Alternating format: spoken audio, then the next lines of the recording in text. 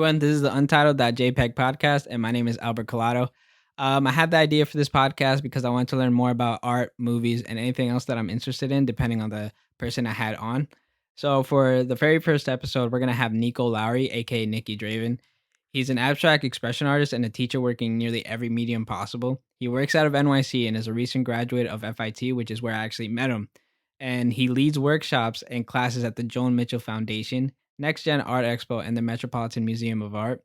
So we get into his art career, his gallery shows, Wolfpack, teaching, hobbies, his side hustles, especially now during the quarantine, and movies and artists that he's inspired by.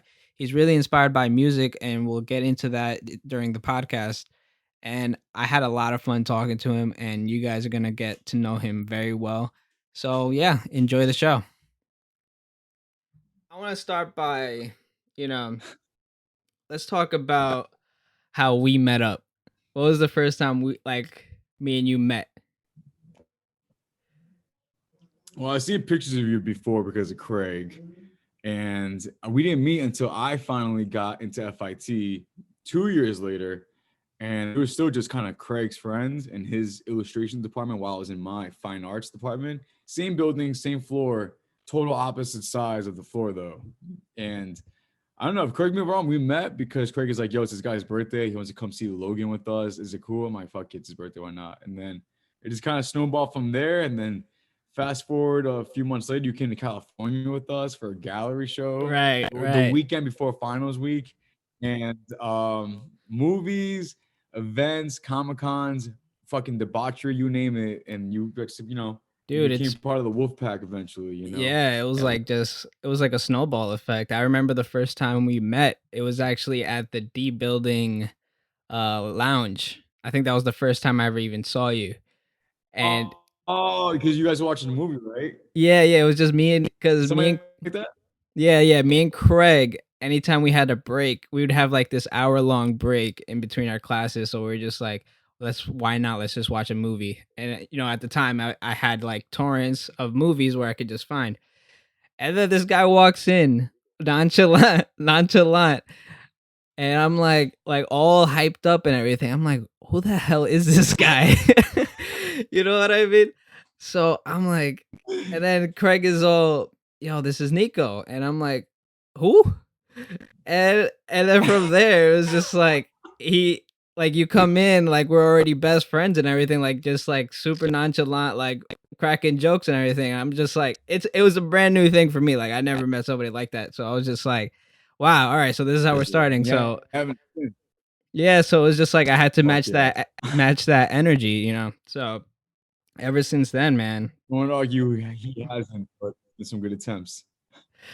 Yeah, like let's say, like what do you have? But I mean, ever since then it's been snowballing, and then we brought our other close friends along with you and a few of the FIT people, and just kind of meshed, and then did a lot of things together. We went through a lot of bullshit. As you all know, like art college isn't the easiest experience at times. Some projects are a little bit more, tougher than others. But when you have a good support group, honestly, you can really do anything. And that's something really the truth. That's something I want to get into later. But first, what are you guilty of doing with your files or workflow? Like this is the name of I mean, yeah, this is the name of the podcast, Untitled.jpg, So like we're all guilty of doing something. So the digital files I'm super anal with. Like I have a folder, and then in it I have multiple folders which has multiple folders. I have like PDF versions, JPEG versions. I have rough drafts. I have the original photo I take before I do scans, but then after I finish everything, I clean it up. Like when I was when I was learning graphic design in high school, I was trained to always keep everything because you never know when you'll need it. And there's been multiple circumstances and times where I nearly got rid of a file, and then maybe later on down the project, I was like, thank God I have it because I almost fucked it up real bad. So I was always told to keep everything until everything is finalized and then clean it up. So I like to keep a little bit of everything, like a little bit of a relic, the rough draft, the variants, different color swatches and logos, all that fun shit. And then same thing comes to my physical work with painting and sculpting. As you can see, I have this like random shit everywhere, random notes, wiping down ink splotches. I had just a random shit everywhere. Just I don't know. It's a little easier when you have a computer to do it for you. That's interesting because I've always been bad with my files, bro. Like, I, even though the Mm. commissions I'm working on now, they're all over my desktop. The layers, there's like 20 layers, none are named, and then like I have to just click Ooh, through them. That's how I've always worked. I mean, I've been getting better, starting with this right. newer commission that Mhm. I have. I'm like setting up the contracts within the folder of the client, then naming the file, working Mm. files, and then the final in its own file, like folder and everything. So I'm learning, but it's taken up Yeah. until now to like It, finally get it takes a that lot of going. practice. I'll give you Yeah, that. yeah, Yeah. exactly. Because with me, I'm It, just it, like I'm it's like when I'm more of just like push through and then start the piece and then worry about everything else later. But you should really just slow down. And right. preparation is literally everything I'm seeing. It's when you fuck it. It's when you fuck the flow up, and you're like, "Where the fuck is that layer?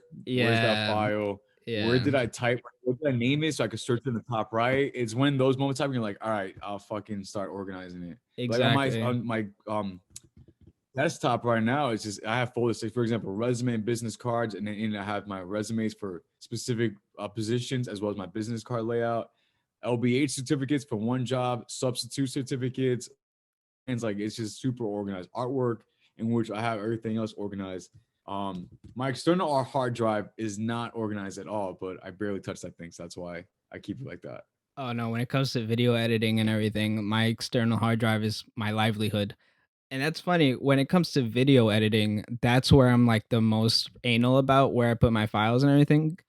But when it comes to illustration, I'm just like the worst. I'm the worst, man. Everywhere. Yeah. Yeah. So, I sometimes teach graphic design. I teach a lot of art, but I always tell my kids, whoever, it's like always name your layers because sometimes you just got to go to that one little part of the project, and whether it's Photoshop, Illustrator, InDesign, that you're like, all right, at least I know what I'm looking for. Those layers are huge. so when you talk about your kids, every time I think about you teaching, I'm thinking you're just doing like arts and crafts kind of thing. So you're working in like computers and everything that you're teaching them Photoshop and stuff? Well, once in a while, I'll be asked because I used to do graphic design for like 7, 8 years before I really committed full time. I mean, not that I stopped doing graphic design, but I really committed to fine art, sculpting, and abstract painting and stuff like that, performance art.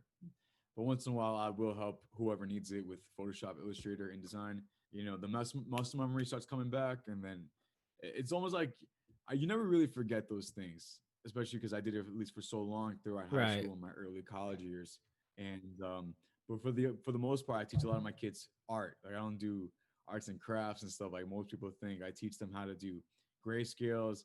I teach them how to do proportional line drawing as well as different shapes and sizes, lengths, um, and just color theory stuff like that. Like important art lessons, not just arts and crafts, but legitimate projects that could be gallery worthy. Oh well, there you go, man. All right. So that's was something I was definitely curious about. And then we're Yeah, gonna get into that more. I feel like Um, I was gonna say because like I think about like my former teachers and mentors, and whatever they taught me and whatever I produced reflected back to them. So I kind of take that like mentality, and I want to see my kids produce the best that they can and push themselves to do things that they think that because we're kids. Sometimes even still as an adult, you kind of like doubt yourself and like what you can do. And the moment you see a click for them, and the moment they see like this amazing piece of work they made themselves, it's so gratifying. It's huge, and it makes me feel good because knows whatever I'm doing right, and whatever they're doing better. So I try to keep that in mind when I teach. yeah, because that's something I've definitely noticed with public schools, is they're not focusing really on art programs anymore. A lot of them are losing funding, And as I was leaving as I was leaving high school, my art department wasn't doing well either. Like my favorite art teacher that brought me into illustration and like taught me everything to even apply to FIT, she was basically giving us all the materials, like paying it for herself. So it's a Ooh, shame. oof. Yeah, like Good on her, man. it's a Yeah. shame that that's how anybody that wants to be a creator is like coming up, in these public schools that have no funding for art. So I want to kind of segue into that Right. on ex- I want you to tell me how you started up in like getting into art, because I remember you showing us, or showing me and Craig, the picture of you, as a little kid in on like a cafeteria table or something, and that's kind of like how you where you started It's from off. the cafeteria table. Yeah, like to your own Yeah, it's studio in crazy, your man. apartment. It's Yeah. a wild time, and it's like, it's one of those things where it's like, look how far I've come. But I had just turned 26 yesterday, so it's one of those things where I announced, I'm like, I could really, I could only go up from here, and I will go up from here. Um, Started with art right away at 4 to 5 years old. I was always making work. I was always drawing, coloring. I loved colors ever since a little kid. Um, and then when I went from private school to public school, nothing changed. I kept drawing, kept doing, like in notebooks, you have the little white Yeah, yeah. space Yeah, on the top. exactly. You kind of put your name and shit, full of drawings. The borders full of drawings. If I had a negative space on the bottom, doodles. I was drawing in textbooks. I was that fucking kid, you know, Dude, I was the in the same way, fucking man. I would stupid ass draw. bubbles. Yeah, I would draw in anything, like books that we were reading in class. Draw burgers in the hand. Exactly. Yeah, that's how I was doing it, Yo, for man. real. And in my thank God, my public school growing up, I had art class with my art teacher, Mr. Robert Atkinson. He's the man. Um, it was kind of one of those things where, like, they obviously saw I was a little bit more passionate than literally everybody else. No offense, but I was making bigger works.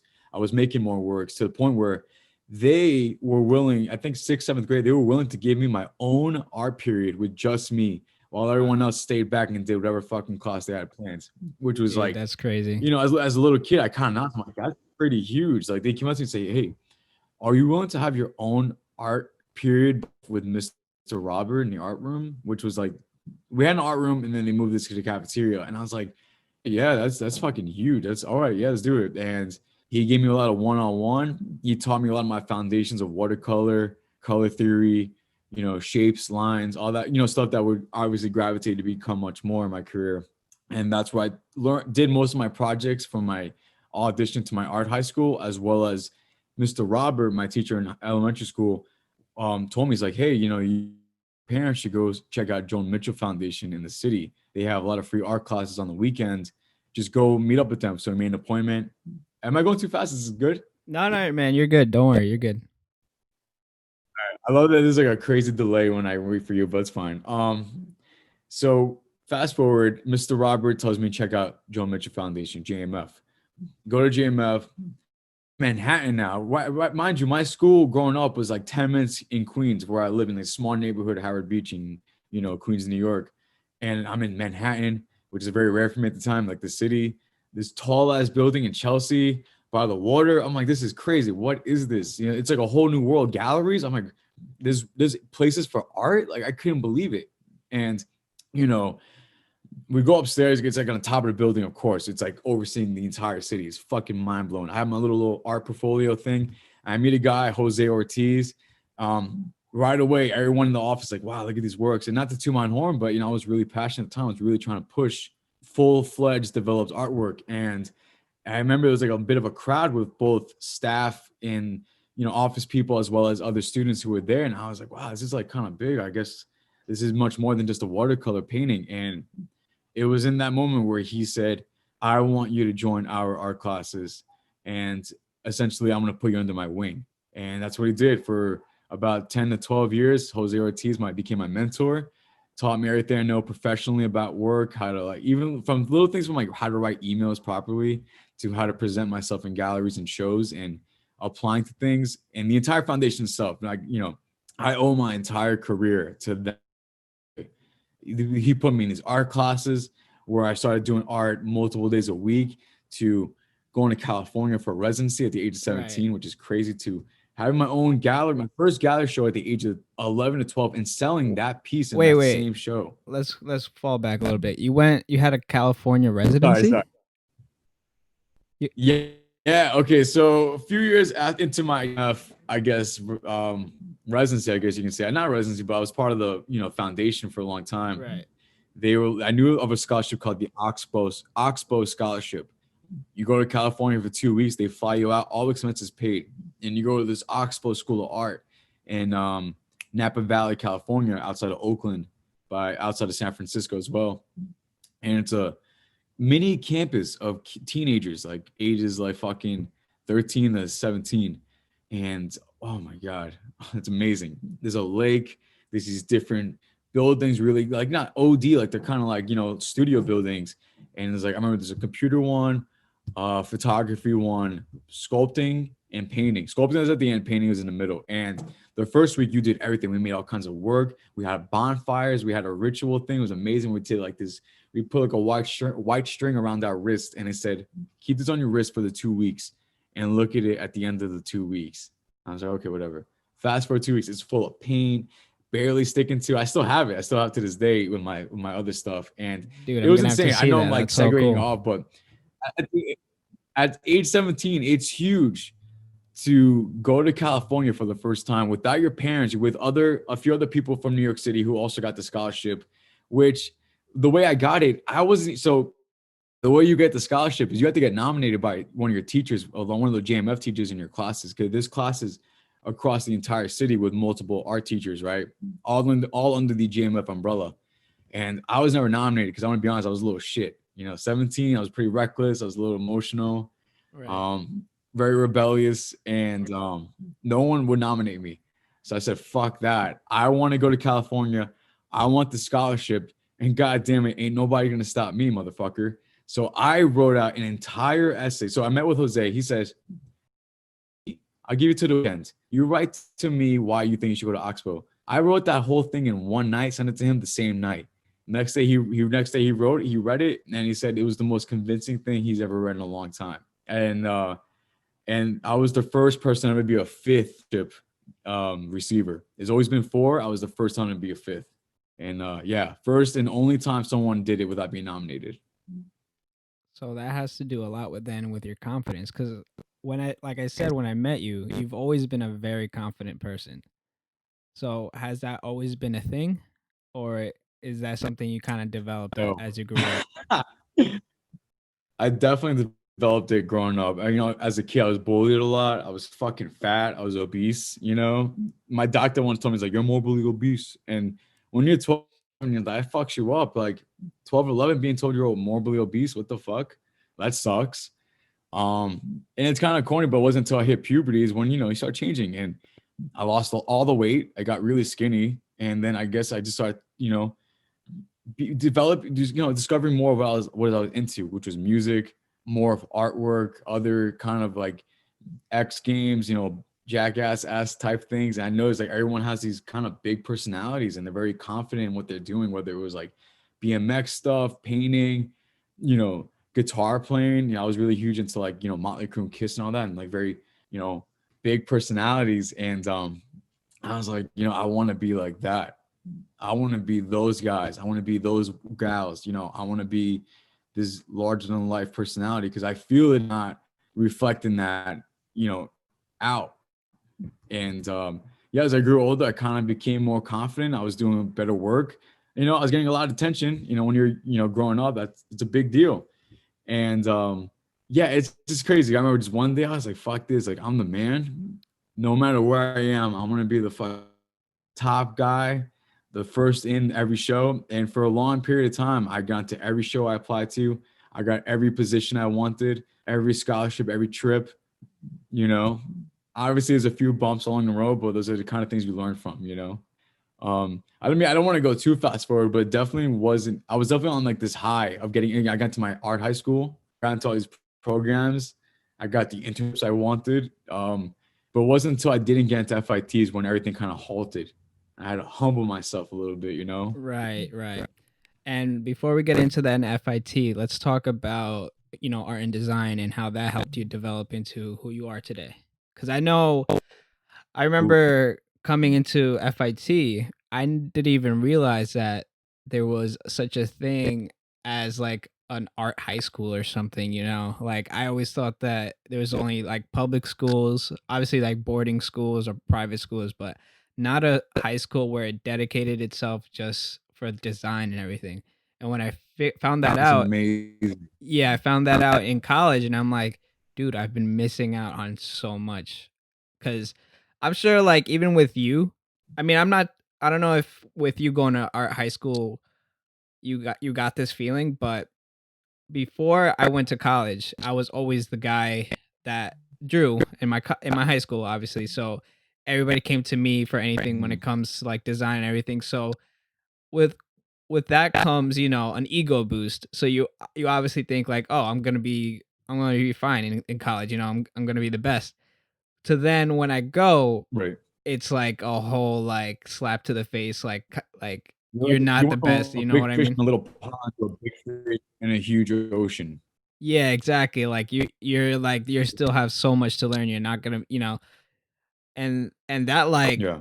put me into perspective. So I want to know what it's like to go to from, you know, public school to then a high school where it's Art high everybody. school Yeah. in Manhattan in the middle of the city. It was insane. You know, a lot of people are like high school is the worst 4 years of my life. High school is one of the best 4 years of my life. Sure, there's a lot of bullshit along the way, but I learned so much about myself, about what I love and what I don't like in life. My fucking best friends I met there. I had a great time. I went from like this small junior elementary school. I went to the same school for like the longest time, Right. 10 minutes from my house here in Queens, New York, to going to Manhattan, the big city, art high school with all these different kinds of people I've never seen before, people with different colored hair and, different orientations. I'm like, whoa, this is huge. This is so crazy. I'm like 15, 14 years old. I was like, this is insane. I can't believe this. And there's so many kids. I went from like, a small little graduating class, like 20 to like this huge, high school experience and setting. And yeah, I mean, let's I guess we go with the e-notes version, the bullet points. My freshman year, I had my first love, my girlfriend. I had a band, I had gallery shows, I had this whole thing, and that adds that I was very long haired, Yeah. very rock and roll, punk rock, and I didn't really give a fuck what anyone thought, and I was doing it, and then every year after that, I was just kind of adding more to like, I was doing more things in the summer too. I had a gallery show every summer in between high school, while also having shows in high school and doing other things art related, girlfriends, friends, adventures, doing all these crazy things. My bad. Doing No, all you these good. crazy things. And that just only adds to my confidence that I was getting growing up.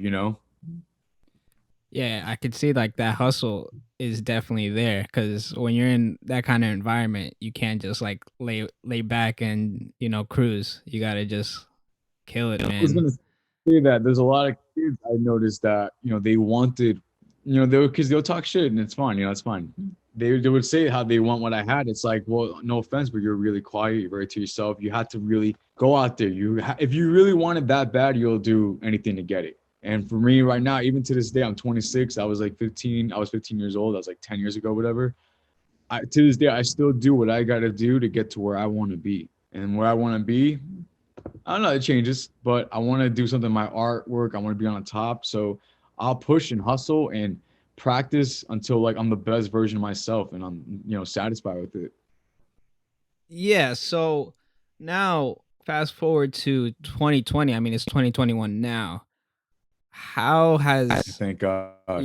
how has the hustle gotten affected during quarantine? Like what has been keeping you busy during this time where we're locked down? You know what I mean?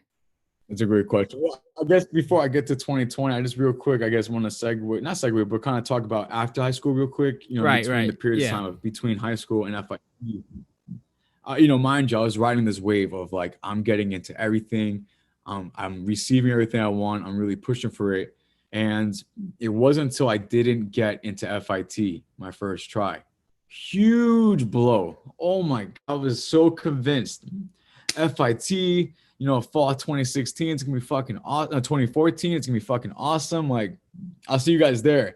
Everyone's getting all their congratulations envelopes. I'm like, haven't gotten mine yet. That's fine. No news is Everyone's getting this nice envelope, this big one, right? It says congratulations on it. Yeah, yeah, yeah. I I got I that. get fuck. I wish I had one. I got this regular white envelope, FIT in the corner. I was like, that looks a little different. Maybe they ran out.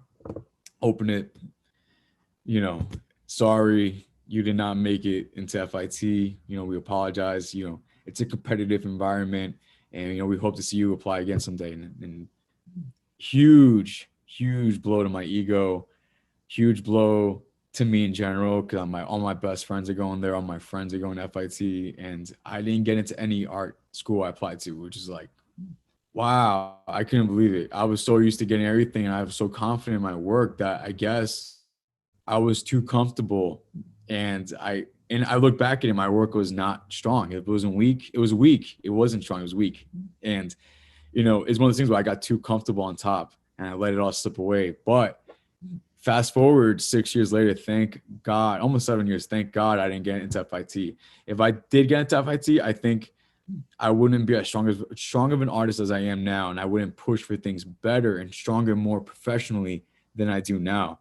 I went to City Tech in Brooklyn for 2 years. I didn't like it. I'm not gonna talk too much shit. It wasn't a good time, but those 2 years I hustled. I was working on City Tech, like my degree there, as well as going to studios and other classes outside to continue like polishing my style, my work for FIT.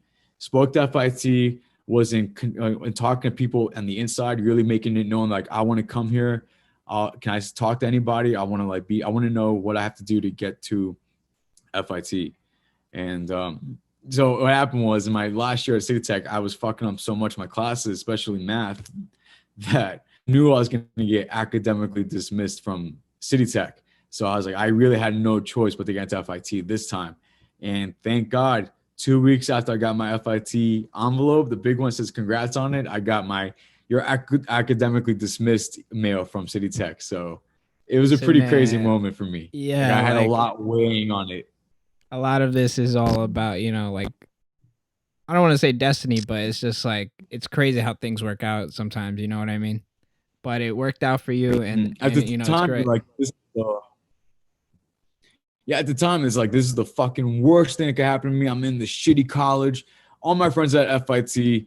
I'm not doing jack shit. I'm having a miserable time. But guess what?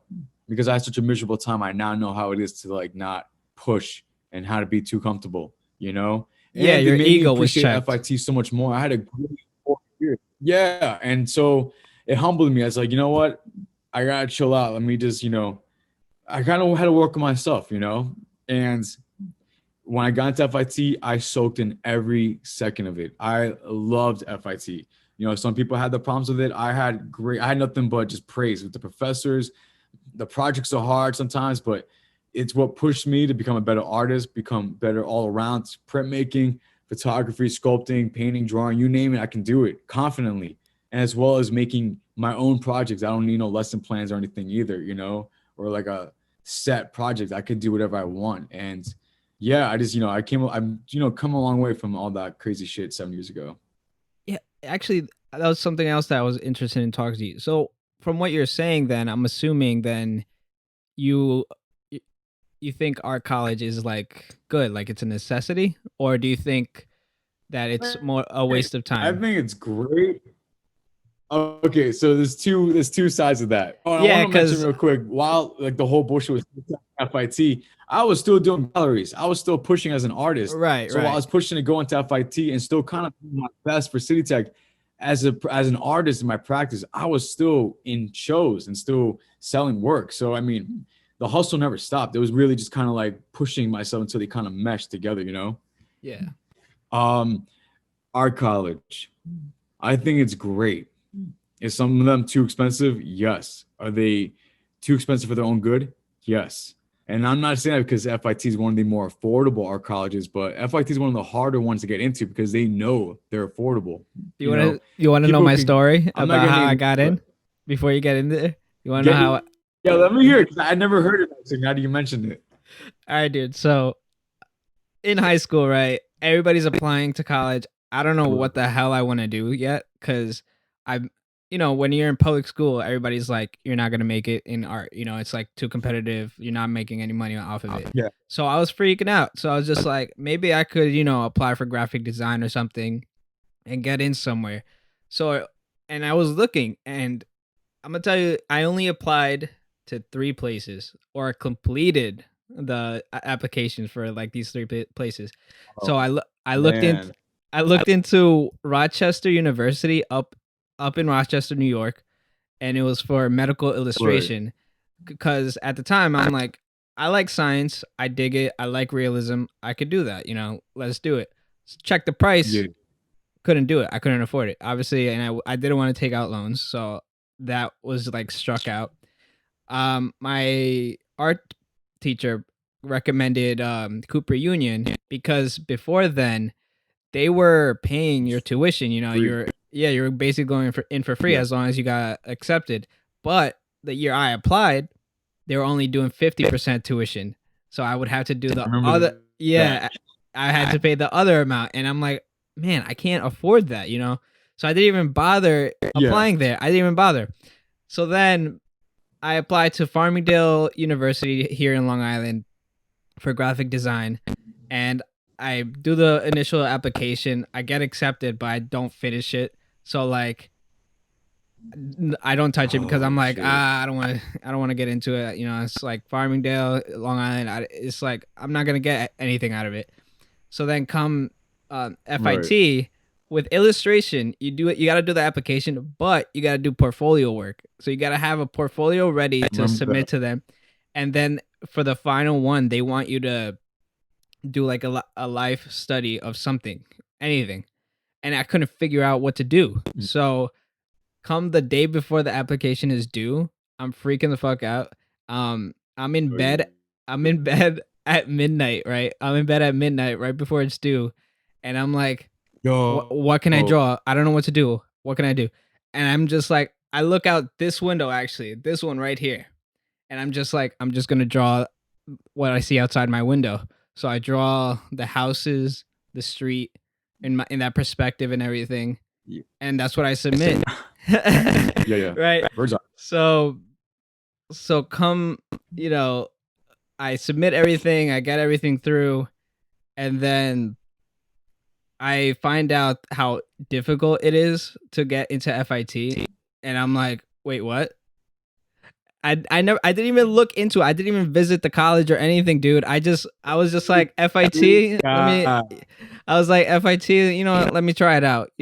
Let me apply. Let's see if it works out. Yeah. Mind you, that's the only college that I did completed the application for. So That's crazy, yo. if I didn't get accepted, I wasn't going to college that year. So come and find out, Wow. I get that letter of congratulations. I'm like, yo, that's awesome. And all my other friends that applied to this school didn't get in. So I'm just like, Ooh. yo, and that's what I mean. It's just like sometimes things are just, meant to be, like I barely tried for Yeah. that portfolio, and I wish I did try harder because I know I could have done better. But at the time I was just like Right. so defeated by the fact that everybody was shooting down art school and like that career path and everything, because I was taking AP classes in Right. like science, English, all of that to like do academics and everything. And yeah. So when Yeah. you tell me Those that are the motherfuckers that you gotta prove, yeah, and so then when you tell me Like your those are the story people that of they push you so much.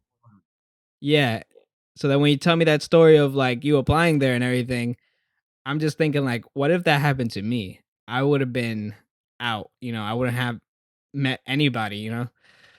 So Yeah, and yeah. it becomes almost like a weird. It almost becomes like a weird conversation with yourself. It's like I didn't get in. The application's a real pain in the ass. And originally, I Oh applied yeah, for dude. It was communication so design, which long.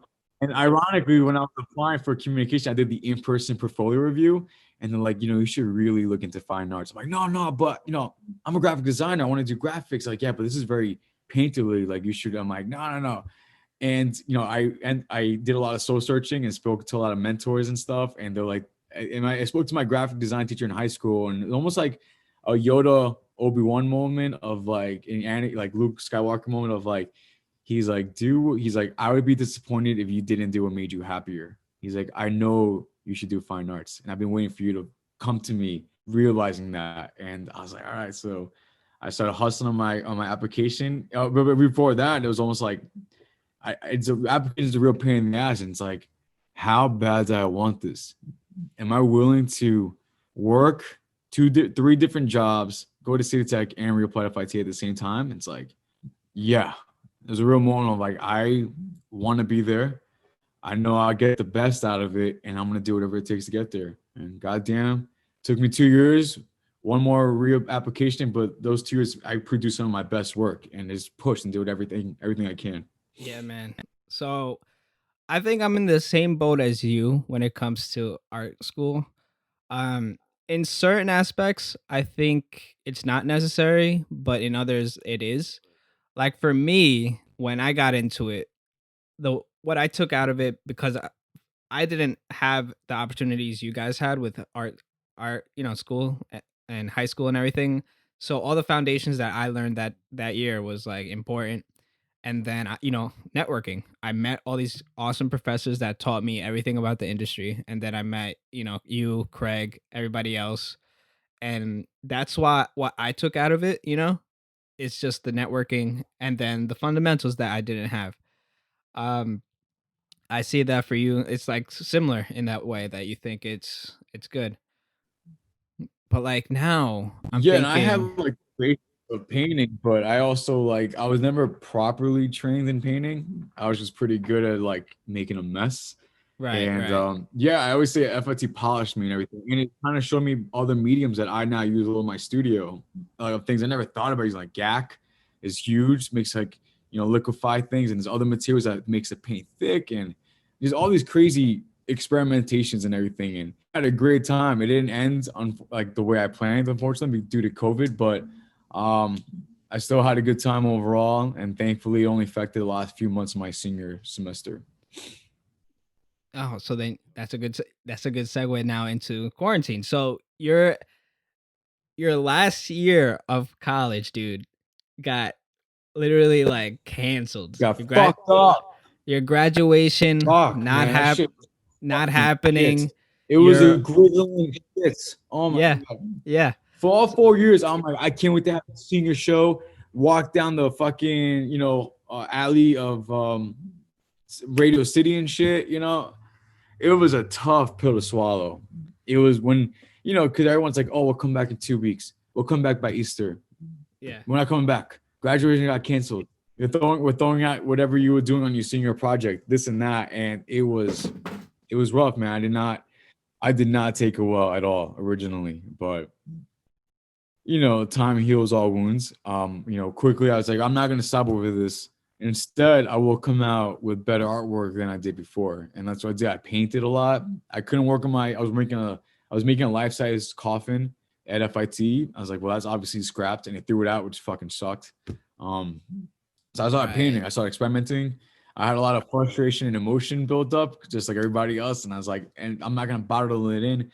So I'm gonna kind of make artwork, or not even I made work out of it, whether it was artwork, music, movies, whatever. I was still gonna produce something based off this feeling. And I feel like I'm really documentation. So I felt like it was really important for me to have work that I could look back and say, that's my COVID series, that's my COVID paintings, that's the projects I made in quarantine, instead of having nothing. I want to be able to make, obviously I develop and my process changes, and I want to be able to see the quarantine approach, see the post quarantine approach, and look at the pre quarantine approach. So when it came to then with college, like I can understand other schools, teaching, like academics and all of that science, through Zoom. But how do you teach art through this kind of like concept, Yeah, like through a so we laptop? we touched upon it really early, but since I was 19, since the beginning of City Tech, honestly, the beginning of City Tech after high school to now, I've been an art teacher the entire time. So while I'm doing all these crazy things, I'm teaching art to like young adults and students and kids of all ages, 5 through fucking 40, in the beach. I taught at the Met, I taught after school places, all these kind of things. So it's all coming together now. I graduated FIT and I'm going to apply for my master's in art education in the fall. And but nothing's changed. I'm still making art and I'm still teaching. So everything's now on Zoom, and it's super weird. Like right now, like this is kind of not weird, but it's like, you know, nothing beats that human touch, being there physically with somebody. Yeah, exactly. So It makes it eventually, easier. It makes it easier. I want to get this podcast, into an in-person kind of thing, but for now, this works. But yeah, like I was saying, it's just with teaching art and everything, you got to be there. I feel like you got to show them what kind of, you got to show them all the different types of strokes that they could do, the different paint to use, and it's just like it's It's so almost like disconnected it's through on. the It's almost camera. like it's a challenge we're given as artists and art educators. We have to adapt, right? Like obviously it's fucking hard, but our job is to adapt and work around the limitations we're given. The giant limitation we're given is we're on Zoom. So how do we do that? There's all kinds of crazy ways. I've done stuff with what's the thing you put a camera on? Tripods, stuff with tripods. I have a Tripod, yeah. phone, my phone on one tripod, Zoom here, phone looking down at my hands and artwork, or I put my, laptop here so I could draw and they could see what I'm looking at. I'm doing like observational Right, work. right. And it, in a weird way, it's not the same, but it works. And as much as it's really shitty, we still make it happen. And thank God I was signed to studio in a school this past fall as their only apprentice for 2020. And already they're trying to come up with crazy methods that work to teach artwork to public school students in classes throughout the entire city. So as much as it's not ideal, it's better than nothing, you know? Yeah, man. And like you're doing all this through quarantine, you're teaching, you have like three different jobs going on. So it's like the hustle still didn't stop for you. Like how can you Nothing's gonna stop yeah, me. You know why? yes. Because my eye is still on the fucking prize. So And how I'm would not you gonna stop till I get to where I wanna be. so what kind of advice would you give artists right now that's still like they they're hunkered down, they don't know what to do? Like what would you tell them to do? Like how what you're doing now? It's the Like kind of same advice I give. It's the same advice I give to anybody about anything. And it's all of it's a kind of mental strength and emotional strength too, which obviously I deal with a lot of mental health issues. No one says easy, especially during the circumstances we're living in. It's one of those things that you have to really remind yourself if it's like how bad. Hmm? Do you really want it that bad that you'll do anything to get it? You yeah. know? And it's like, do you have the strength to push and bring yourself up? And obviously you have a support system, but do you have it enough in yourself that without them, that you'll do anything you got to do to get to where you want to be? And then, I kind of leave it at that, you know? And it's like, if you aren't doing anything about it, you clearly don't want it. Yeah, that's It good could enough be a advice, little I would say. controversial, but I got, No, no.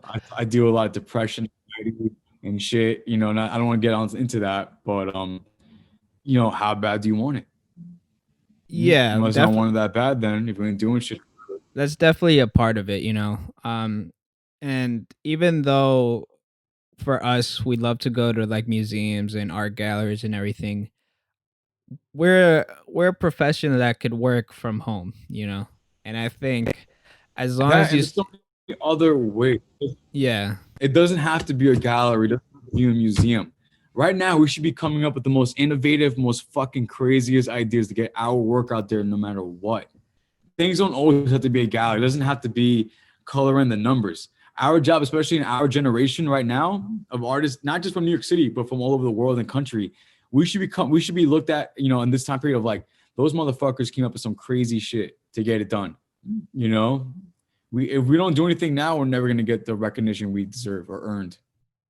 Or we could just make a 3D space and display our artwork like they did for FIT's senior show. That's an idea. There you go. That's an idea, right? That's something different. It doesn't have to be a physical space. It can be digital. There's websites, people posting things in parks and beaches, having like these crazy gallery things. Even galleries are coming up with ideas of like, how can we use our brand and name and still have some sort of show? And there's been some crazy ideas. I have some Yeah. fucking wild ones too, but we got to really push ourselves to really be artists, be creators, be those who have the ideas that everyone else is too scared to think of or admit to. Definitely, man. Definitely. Let's get into something a little lighter. Any regretful purchases during quarantine? Woo! Boy, can you see my sunglasses back there?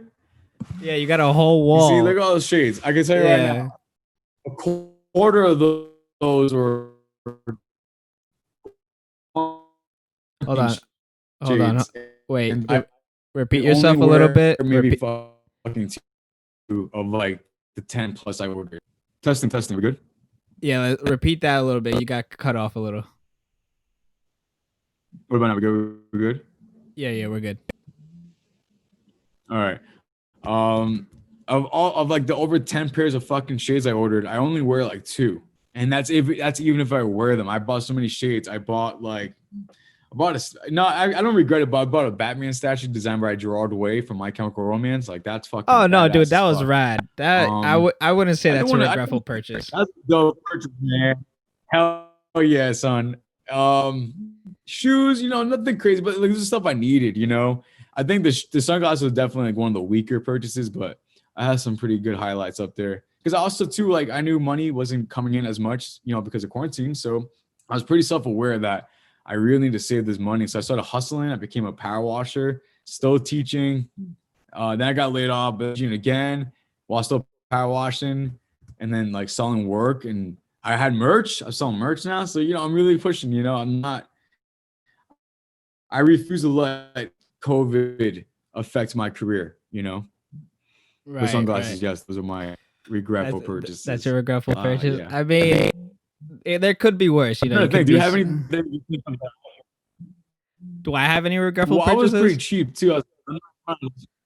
I mean, I don't know if you had any that of mine that you're like, dude, why'd you buy that? But I'm pretty frugal as it is. So I was like, maybe Yeah, you're definitely one of our most spend some frugal money of the on group. dumb shit. Yeah, you're definitely one of the ones that are more mindful about what you Have to. spend. Um, whereas me, Also, like I'm if not that materialistic hold on, we're losing you with again. things. Oh, we're back. We had a little connection issue, but we're back in action. Um, so I think we're talking more about like quarantine regretful purchases and everything. You told us that sunglasses was your big thing. Yeah, Um, I love sunglasses, but I definitely bought way too many. yeah. I think my thing, I don't know. I didn't really have because at the time when quarantine hit, I was still saving for stuff that I needed, like a new computer and everything. Right. So I can't pinpoint something I regret. Um, but I'll definitely come back to that if I do remember something. Um, but let's get back into then your confidence. So you have all this confidence that you developed over the years with, making art and everything. And something that hits a lot of illustrators, artists of any kind, doesn't matter, any creative, is imposter syndrome. Do you ever get this? It's like when you make shit that looks familiar, right?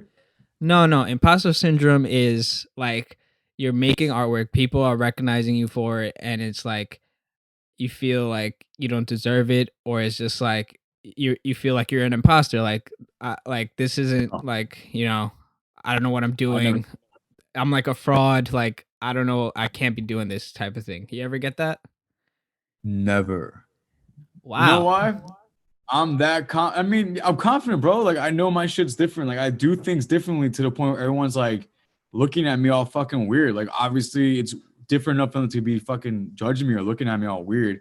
That and I know I'm very self-aware that it's like I'm gonna make work that looks like me, not like anybody else's, which is not easy when you're making very expressionistic abstract work and different types of shit. But I tried different methods and things that's like time consuming and very unorthodox. Like I'll mix a whole fucking thing of paint, gack, and water and gouache in a bowl and pour it on a painting and leave it. I'll walk away for days and let that shit evaporate. Like little things like that. It's like, no one's got time for that.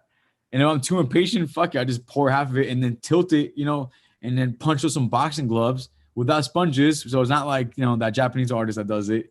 Or I'll jump into it. I'll cut myself a paint and fucking jump into it. Like, I know what I'm doing is different, especially for like our age range. No offense, other people. Okay, so when it comes to people with, like critiquing and everything, how does the negativity affect you? I love it because we don't grow unless we get critiques, whether it's negative or positive. And you're honest, the more negative, the better. It's almost like, obviously I get a lot of good, but I get bad ones too. And I live for those. I once had a professor tell me, I made a giant painting based off a collage. And he told me, that if there was a fire in the studio, he would run back for the collage and leave the painting, which fucking sucked. It's the worst. No one wants Damn, to hear man. that shit. That's Yeah, awful. It's exactly. rough. But it's those kind of critiques that's like, all right, man, like this guy clearly sees something in the collage that he's not seeing in the painting. So what am I doing wrong? And looking back, I was missing a lot of details, a lot of things, a lot of shapes. I was like, bro, this is simple shit I'm missing, or even my own personal work and my own style. Like sometimes I think it's done and somebody else would think, oh, well, how about you try this? So it's a mix of critiques, and never be afraid to listen to input. You may not take it, but sometimes it's like, that's a pretty damn good idea you got there. I might just take that and make it mine. Yeah, we definitely, when we're working on something, we're working on something for so many hours that we forget, like it's all blurred into it, like we forget to stand back and actually see it for what it is, whereas a fresh set of eyes, yeah, like a fresh set of eyes, like how I tell you and Craig or like all my other friends to like just double check what I'm doing so you could see all the mistakes and point them out, you know what I mean? It's so important as friends too. Like, don't get friends that kiss your ass, because Oh those are yeah, the ones that are gonna exactly. fuck all your shit up. You gotta get Dude, friends like us who kind of shit at each other, because it's like we say it out of love, out of being an artist, and as well as being like, a peer of like, we want to see the best out of each other. So we'll really go in on each other, but we always come back with like way better outcomes. yeah, definitely. I wouldn't say like we shit on each other. It's just definitely like positive, like critiquing, where it's just like we're not gonna let you tell you like, oh, it's good and call it a day. This We're gonna, is fantastic, Albert. Yeah, go put that fucking shitty ass drawing out. Yeah. Oh, yeah, like we're not hey, gonna this let is you good. put something Yeah. out that is not good. Like what you have right now is looking good, but like, have you thought about this? What about that? I wouldn't use that. I would switch with that. You know what I mean? We put our input in based on like what we think is the best for you and what we think is best in as a whole. Plus all of us, I Exactly. mean, you got to surround yourself with people, like it's so corny, but we really are who we surround ourselves with. And Oh no, I'm yeah, in from a hundred cutting percent. off all kinds of motherfuckers because people really will try to bring you down and they'll make you look bad. So, keep your core friend group, like, the most talented folks, not talented, but like, people who have a good heart, who like want the best for you and for themselves, and not like slackers and shit like that. Those are the ones that are going to make you feel like shit. Yeah, for sure. Like that's like really the most important thing. I truly believe you are who you hang around with. So I think right. And guess what? We're fucking doing it. we're the wolf pack, which I want to get into later as well. But Oh, real quick about the art with confidence. If you don't have confidence in your piece being finished or to be in the show, don't fucking do it. Don't do it. You right, have to be right. confident that this is something worthy of the public to enjoy, as well as art peers and artistic folks to understand, or. But there's also a They cer- may not have to like it, but it has to be unpolished enough to say this is a finished piece that I may or may not like, but I know it's finished. You but know. there's also Plus, as a a teacher, saying. There's also a saying where it's like you could definitely overwork something. You know what I mean? yes, And it's almost.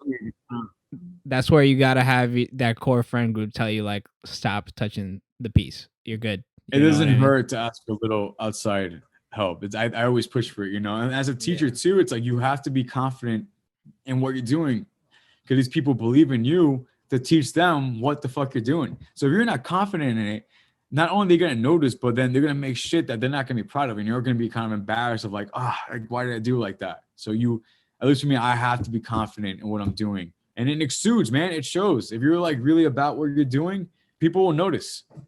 If you're not, people will notice. So, what do you think your strengths and weaknesses are when it comes to My your? weakness, right away, I can tell you, my weakness is overthinking.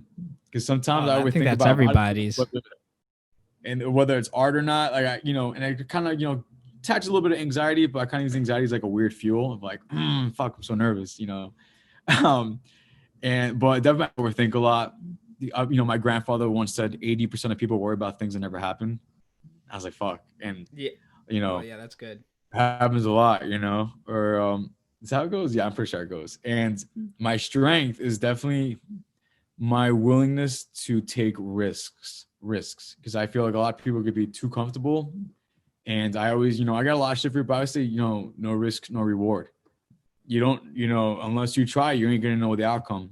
And sometimes it falls flat, but sometimes it'll bring you to like an upper level of like, of your work or confidence or anything that you wouldn't know unless you risked, or tried or attempted, So definitely my strength is definitely my willingness to risk and try all kinds of fucked up shit for my work and my art and my career. But it's almost kind of like a weird thing. It's like I overthink a lot. It's like I overthink too much for the risk, but then it's like 1, 2, 3, go. I have to do it. Don't bail on your 1, 2, 3, go. So then when you feel the anxiety, you say you use that as your fuel. So when do you feel it's like the most I must creative? be feeling nervous for a reason, Yeah. It's when like do you feel the most creative? Yeah, it's like clearly I'm nervous because I have a feeling about this. So I'm just gonna risk and go for it, So that's kind of where it goes there. And that kind of goes into like, my alter ego, my performance work. It's fucking scary, man. Dressing up and becoming a whole different person in an Yeah, so art let's gallery. get You into have that art. then. So let's get into who, what, when, where is Nicky Draven? Oh, hey. Nicky So, Draven. yeah, like when was that developed? Oh man, so it's kind of weird. I had a few different pinpoints in my life because in my whole life, I always felt like this different energy inside of me, like this different voice that I was never able to like let out or like have the environment to let it happen. And then as I got older with art, I was, kind of looking to, I'm gonna be honest, when it comes to artwork or artists, I'm not as familiar or as on top of it as I should be. But when it comes to music, I know everything about music, modern day, back a few years ago, 90s, 80s, 70s, 60s, you name it. I love music, all styles, all kinds. And, musicians are like characters, man. They're like personalities, Motley Crue, Kiss, fucking Daft Punk. And then you have all these other bands. And I was like, and they have stage names. I remember when I discovered Alicia Keys, her name is in that. I'm like, that blew my mind as a kid. I was like, wait, they have a fake name and like Nikki Sixx. Well, actually, he legally changed it, but I was like, originally, I was like, that's not his name. Like, what do you mean? What's a stage name? A name that you have just for like your performance. I'm like, I want that. I want to be like these, like my idols are musicians, really. Slipknot. They go by numbers, and I want to be like I didn't know that. Yeah, and there's some performance artists that I'm into ish, but I'm really influenced by music, musicians, and so I always wanted, my name is, my name is normal. I never was like a big fan of my name, even as a kid. I was like, so I was like, man, how do I even come up with like a fucking fake name? How does that happen? My favorite graphic novel and my favorite film of all time is The Crow. The main protagonist in that film is Brandon Lee. The actor plays Eric Draven in the film, and I was like, Draven, he's this character's face paint. All of my idols too cover the faces, so I was like, oh, Draven, that's cool. I like that. It's like I love this book and this movie, and my whole family calls me Nick or Nicky. No one calls me Niko. They all call me Nicky. So I was like, Nicky Draven. And that's how I came up with that name, and right away, a click. I'm like, this is amazing. I got my fucking name. It's like, I didn't even, it was good enough for me that I was like, this is perfect. This origin is perfect. This is like my influence is what I'm called all the time. So then it became more of like, well, how do I bring this voice out of me? How do I bring this inner personality out of me, And then I had a gallery show in Harlem, and I was like, this is going to be Chinatown. This is gonna be my debut. I was like, this is gonna be it. So I kept hyping up, like, I'm gonna be my alter ego, Nicky Draven, who I kept talking about, like a third person, because if you don't believe in it, no one else is gonna believe in it. So you have to talk about these things, because he is his own person. He's a wild son of a bitch, and he gets upset I don't bring him out that often. But I mean, sorry, bro, there's no shows really. It's a pandemic, you know. He gets it, but he's also like not with it. You know, I don't blame him. But I just kind of slapped on makeup and I wore like a half suit, like a vest and a tie, very well dressed because like I'm not one to dress up all that often. And it was almost kind of like a double entendre of like this really well-dressed man with this very feminine makeup and lipstick and eyeshadow, and I had red and black blending. It was really fucking top notch. And I was like, I knew I could develop this more. And I had a whole different personality and the ambiance and the je ne sais quoi about myself. You know, I felt like on top of the world, you know. Then the following year, I got to do a Harlem show in this really cool gallery, 232 Gallery, I think it was called. And I was like, I'm going to push this on a bitch to the next level. When I was Nicky Draven, I described as being like a king. I felt like on top of the world. And what is a king without his crown, huh? What does our faces look underneath all the skin? A skeleton, a skull, right? That's my real face, darling. So I put this whole fucking black around my eyes, this fucking black nose, fucking lips and lines. I made a crown out of bronze and spray painted it. Had this beautiful red blazer, black tie. I was dressed in so fucking crisp. I was fresh to death, baby girl. And that was it. That was the real birth of Nicky Draven, king of the world, fool for an eternity. So that's crazy. That I mean, I'm glad I got to hear that whole origin story on that because really didn't know what it came about. I just thought it was just your alter ego that just came eventually. So with him, with Nicky Draven, he's only ever the one that's at your gallery. So what would Yeah, you he's say? became the Yeah, like, brand, you know. so do you have a certain gallery that was your favorite, or do you kind of like treat them all the same? I have definitely a top few of my favorites, but my favorite is getting a lot of, and it's a lot in one show. But I've been doing Nicky Draven for years, like 7 years almost. But obviously each one is like a different skull paint design, different approach. I sometimes take the crown away, sometimes I add the crown, you know, depending on the narrative. I had children. I had a wife at one point. Yeah, He had I a want to talk. I want to talk about the so I was children gonna of say Draven. my favorite gallery show of all time, and I'm so proud of it to this day, is Dimensions at the Joan Mitchell Gallery that I curated alongside with the support of Joan Mitchell Foundation and Jose. And I had my lovely then girlfriend come as the bride of Draven. I was Nicky Draven. We're matching. We had the matching crown and tiara. I curated this whole show. So not only is it the opening, but I had I added to the narrative of Nicky Draven of like, oh, he has a wife, you know, and then the wife is like, you know, elegant looking with him on top of this fucking, you know, pedestal of like looking around everybody. And not that we're better than everybody, but it's like, we're literally looking, it's like, I can't believe this is my show with my gallery. And the theme of the show was intergenerational, I'm sorry, whereas like proteges and mentors would make a collaborative piece and have their own separate pieces there. So my mentor and I had a piece of my lovely mentor, Henrietta Mantooth, this giant painting about school shootings in Florida that were happening at the time, and honestly were happening pre-COVID a lot. And Yeah. it was just so much at once. And it was so perfect of a show that literally nothing went wrong. My family was there. All my friends came. I was the happiest. I was so happy. It was amazing. It was one of the greatest shows I ever had. And I'm really blessed to have had done that before the age of 24. So let's talk So about 23. how COD came about and how it initially was just kind of a joke until you saw all four of So you. I It was treat four of Nicky us. like a full. Oh, I'm sorry. Yeah, was it like four of us? I'm trying to remember how many of us. I think it was like four or five. It was like 6 or 7 of you guys. All right. Nicky Right. Draven had a wife, right? Nicky Draven's wife probably had some kids, right? No. He had followers. The followers, he called them the children of Draven. I had another show a few months later called Transparency. I have a poster up there.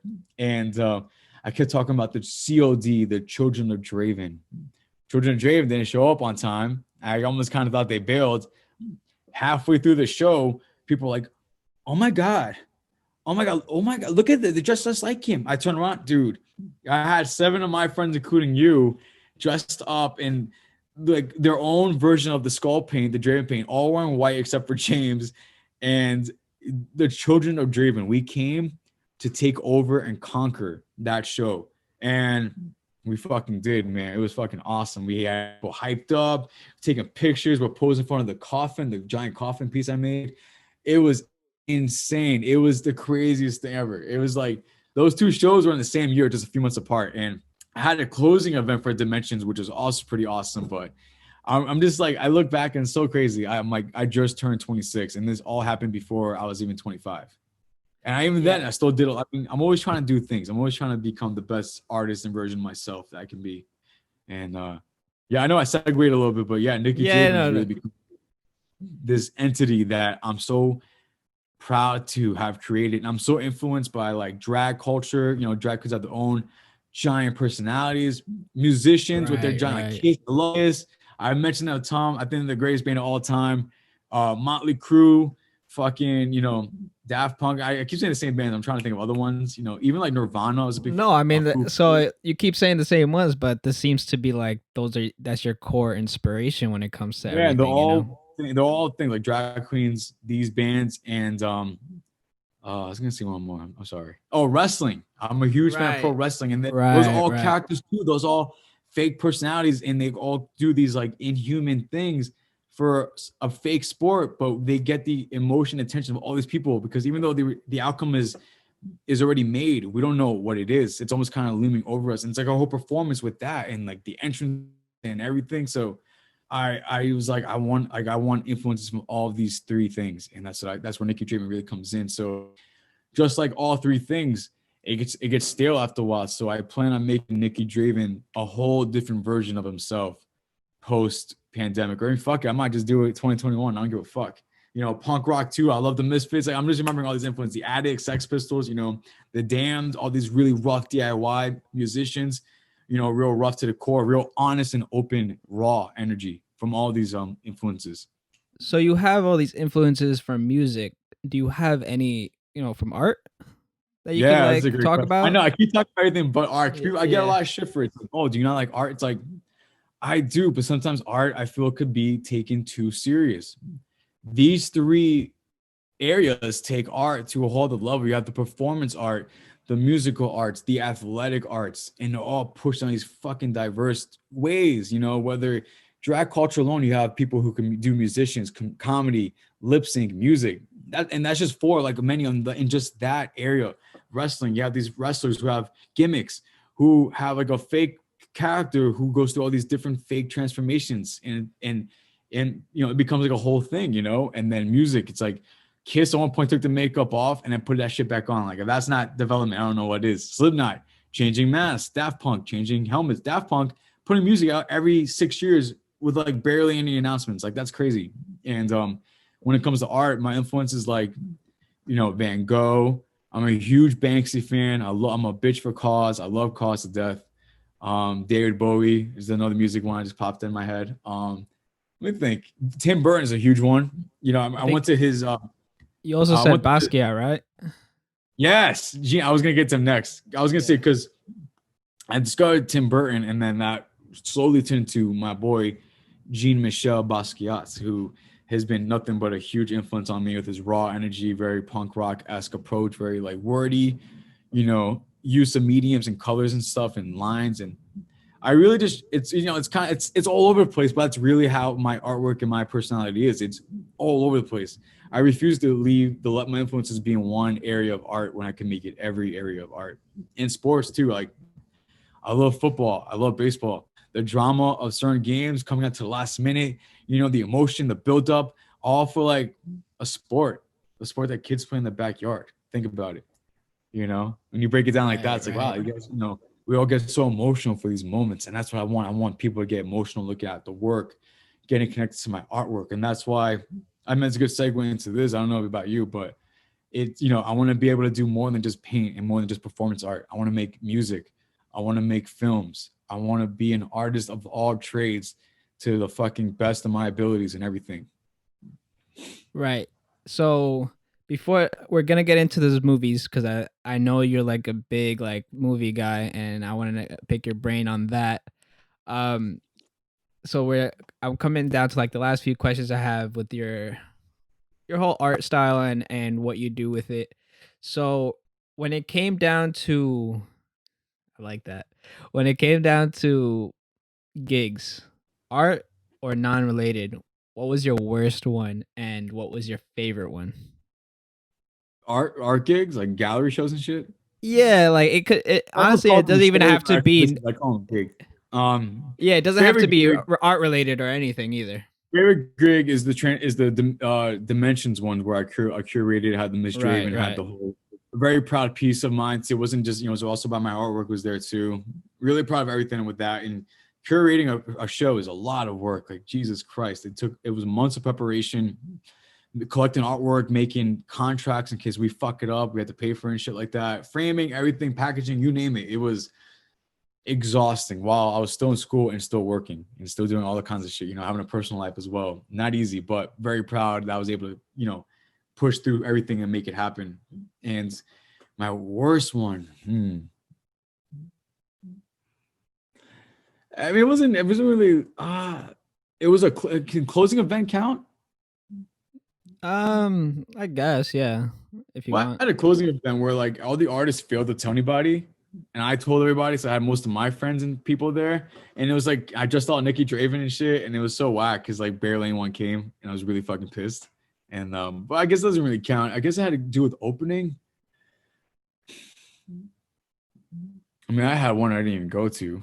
I just wasn't proud of my work in it. Oh well, that's one I guess that could be considered I your know, worst. it's because I'm so proud of everything I put out. And I'm so proud of the shows, and I try to invite everybody under the sun.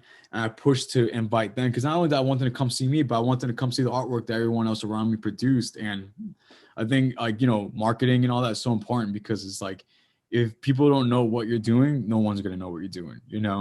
So when it So I comes guess to it's my marketing, um, because with our career, we have to be great marketers. We got to be great businessmen and everything. So how does it go? Like, do you remember the first time you sold your art and how you yeah. felt? I joke about this because at the time I was like, I sold it for so much money. I thought I was this little wire piece, and the guy was Dude, looking I like it was know. gold. I started working off like commissions for like $50, $100, and I felt like I was on top of the world, man. I know. I saw my first piece, my first ever gallery show at the QR Foundation in Chelsea, and I sold it for $50. I'm like, oh my god, I'm in the 8th grade. I just sold this thing for like $80. Like this is $50. I'm like, I'm on top of it. I got to the gallery. I'm like, yes, bitch. Like, I was so hyped. I was like, hey, I saw that work over there. I was like, don't be so cocky. I was like, all right, fine. I'm sorry. Yeah. And now I end up, I've sold work for like $500, um, a few hundred, almost $1,000. Like it's just so crazy how like, you think 50 is a lot, and then you look at it and you're like, oh my God, I sold pieces for like 500 or this much amount, it's crazy. Yeah, because you definitely like when you're an artist, you don't. At least for me, it comes to the whole imposter syndrome. It's just like who's gonna buy this or whatever. But eventually, you get Who over would you it. buy? Yeah, Yeah, it's always the pieces that you never expect to be so popular or sell, or the ones that are huge and sell. yeah, and like you spend all this time working on these pieces, and it's like you're selling it for $50, and it's like you're saying like 20 hours of work, 10 hours of work, and you're with materials added, and it's like $50. You know what I mean? And like Yeah, I think it that's was where also like people. you have to be self-worth. I feel like some people, Yeah, not a bad thing, but some people could be like, too high for their own good. It's almost like you really got to be confident in like, like if people question it, I feel like you must be doing something wrong, you know? right, right. Because eventually you gotta like you gotta in the beginning it's hard to like price your own work because you don't know where you're gauging It's like good your to have a popularity minimum. and It's good to everything. have Yeah, always a set minimum for everything. yeah, and but yeah, so you would say the $50 one you felt great, right? That was like your favorite. On top of the Like world, this, I'm like, holy yeah, shit, you man. felt like the man, right? I was like, dude, I'm like 13, 14. I'm like, this is the fucking shit. This is the upper echelon. This is my career highlight and peak. First gallery show, first sculpture, sold it first time. I was like, holy shit, this is crazy. So for anybody that wants to get into fine arts and what you're doing now with galleries and like all of that, What do you think surprised you the most of that industry? Hmm. I don't know. I'm always surprised with some dumb shit I see. And not always dumb shit, but some sort of shit I see. I mean, sometimes I feel like, oh man, how do I say this without sounding like fucking shitty? But I'm just gonna say it. Fuck it. Go for I it, feel man. like It's our podcast. I I feel could like do whatever I want here. this generation is so fucking scared sometimes to do fucking anything risky in artwork that I think because galleries are so like comfortable with one specific style, which is like very calm, easy, There's some shows in some galleries that Yeah, obviously definitely want depends to, on the gallery because I've yeah, seen like some I was gonna say some wild galleries. stuff, man. Well, I've seen a lot of galleries that are just so comfortable with one old style. Now, yeah, old man, fuck it. We're like, 2021 now. Like people be painting shit from like the 80s. It's like, and they love that shit. And I know there's like a niche for it, but like if you put a bunch of illustrators together and a bunch of realistic paintings, you can't tell them apart and who's did what. It's the truth. I I know I get a lot mean, of shit for it, but there is a yeah, lot. I know some people have like their own little specific styles of realism, but yeah, for the there's most part, definitely a different like there's definitely styles, but I do know what you mean where it all if you ends up put kind of five of them in a blend. row, Yeah, all it five all are gets done by together. one fucking person. And I feel like I guess what shocks me is the lack of risk on both artists in our generation and galleries. You know, and But I think that's why I push so hard when I do get the opportunity to be in certain galleries. That's why I push to have like this real fucking crazy presentation because it's like I'm bringing some diversity to this fucking thing. but then Some excitement. on the other side of the spectrum, you got I think what was it, Art Basel down in Miami, putting a banana on the wall with tape, selling it for millions of dollars. So, Yeah. there's also that kind of spectrum of the fine art world where that could be said. It's like, what truly is the art? What's I the art wasn't a in huge that? fan of it, but I respected the risk of it. If that makes sense? Like I was like, this is kind of bullshit, but I respect it because you know what? That's fucking balls. Ain't no other motherfucker is gonna tape a banana to a wall and say, "Art Basel." It's Art Basel. It's not like any fucking rinky dinky ass art thing. It's Art Basel. But could you also So think that maybe because I know with in the art industry as well, it's where people launder money. Do you think that could have been something like that in that sense? I don't know, but it's ballsy. So Yeah, I man. don't know. Because I did a perform. I did a piece where I dressed up as a banana and got taped to a wall, I and do I'm kind of remember like a that. response Yeah, to it. I do remember that. I think So, I'll put it on here to see. I'll see if I yeah, could like lay it on here to show people yeah, because yeah. it was And hilarious. I did it with my dear friend Cameron Venom, and yeah, because I was kind of like, as much as I thought it was kind of bullshit, it was almost like it was so good it was bad. I mean, so bad it was good. You know what I mean? Like a campy film or something like that. It's like it's so bullshit. It's so good. And it's like the little things like that. I feel like sometimes as an artist we overthink it so much. It's like this guy took two things for less than $10 and made a piece worth so much and got the attention that we all crave in our work. You know what I mean?